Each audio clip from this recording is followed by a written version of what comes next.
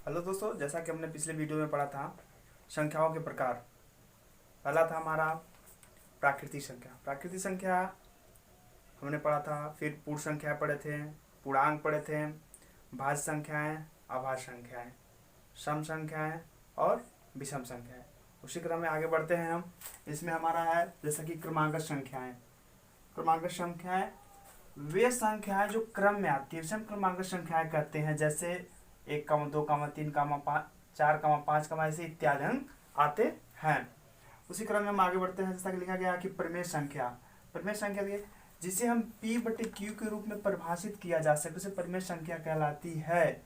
P व Q दोनों पूर्णांक हो परंतु Q की वैल्यू 0 न हो। देखिए परिमेय संख्या कितनी होती हैं। जैसा कि यहाँ लिखा गया 0। देखिए 0 को भी हम P/Q के रूप में लिख सकते हैं, इसलिए हमारे यह पूर्णांक है। उसी तरह से -3, -5, -9 ये भी हमारे क्या है, पूर्णांक है। जैसे लिखा है -3 हम अपान 1 लिख सकते हैं। इस कारण से क्या है, ये पूर्णांक है। जैसे कि 22/7 ऑलरेडी हमारा P/Q के रूप में लिखा गया है, ये हमारा पूर्णांक है। √4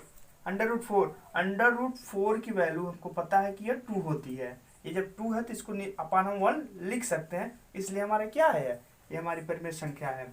यहाँ पे देखिए जैसा लिखा गया है 308 लिखा गया है। या जैसे कि इसको हम फैक्टर जब करेंगे तो ये हमारा बनेगा 2 × 2।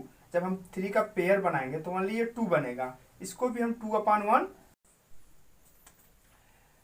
याद रखने योग्य बिंदु, पॉइंट टू बी रिमेम्बर। जैसा कि इसमें पहला पॉइंट है, शून्य प्राकृतिक संख्या नहीं होती है। सेकेंड पॉइंट, एक न तो भाज्य और न तो अभाज्य संख्या है। तीसरा, सभी प्राकृतिक संख्याएं पूर्ण संख्या होती हैं परंतु सभी पूर्ण संख्याएं प्राकृतिक संख्या नहीं होती हैं। चौथा पॉइंट, पूर्णांक 1, 2, 3, 4 ये सभी धनात्मक पूर्णांक हैं तथा -1, -2, -3, -4 और ये क्या है, ऋणात्मक पूर्णांक हैं। अगला पॉइंट, दो सबसे छोटी सम अभाज्य संख्या है। एग्जाम में दो तरह के क्वेश्चन यहाँ से बन सकते हैं। एग्जाम में ऐसे बन सकते हैं, सबसे छोटी अभाज्य संख्या, तब भी हम 2 ही लिखेंगे। और एग्जाम में यहाँ एक टॉपिक पहले से ही है कि 2 सबसे छोटी सम अभाज्य संख्या है।